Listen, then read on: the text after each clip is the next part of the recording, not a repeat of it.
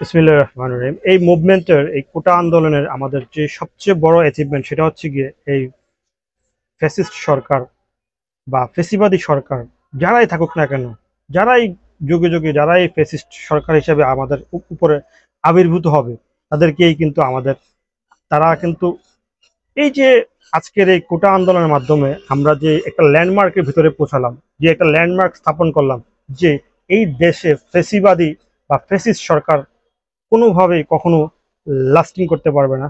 Even এই এই যে ল্যান্ডমার্কটা, এটা ভবিষ্যৎ যারা আমাদের গভর্নমেন্ট হিসেবে আসবে তাদের জন্য একটা ল্যান্ডমার্ক হিসেবে স্থাপিত হলো। তারা যাতে, যারা ভবিষ্যতে আমাদের দেশ পরিচালনা করতে আসবে, তাদের মাথায় এটা নিয়ে আসতে হবে যে এই দেশ স্বাধীনতাকামী মানুষের দেশ, এই দেশ 30 লক্ষ শহীদের দেশ, এই দেশে কোনো ফ্যাসিস্ট সরকার, কোনো ফ্যাসিবাদী সরকারের স্থায়ী হওয়ার, জান্ডা ঘাড়ার বা স্থায়ী হওয়ার কোনো সুযোগ নেই।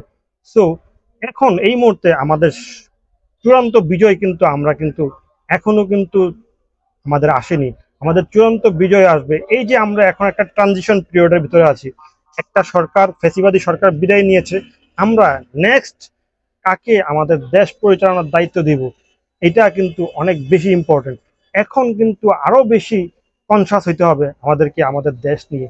আর না হয় আমাদের দেশ যদি এই ফ্যাসিবাদী সরকারের মতো অন্য একটা শক্তির কাছে, বিপরীত শক্তির কাছে, খারাপ শক্তির কাছে যদি চলে যায়, তাহলে কিন্তু আমরা কিন্তু আমাদের দেশ কতটা পিছিয়ে যাবে সেটা আমরা কিন্তু আর রিকভার করতে পারবো না। সো এই মুহূর্তে আমাদেরকে আমাদের আন্দোলন শেষ না করে আমাদেরকে আমাদের ভবিষ্যৎ প্রজন্মকে সেফ অ্যান্ড সিকিউরিটি দেওয়ার জন্য আমাদেরকে আরো কনসাস হতে হবে।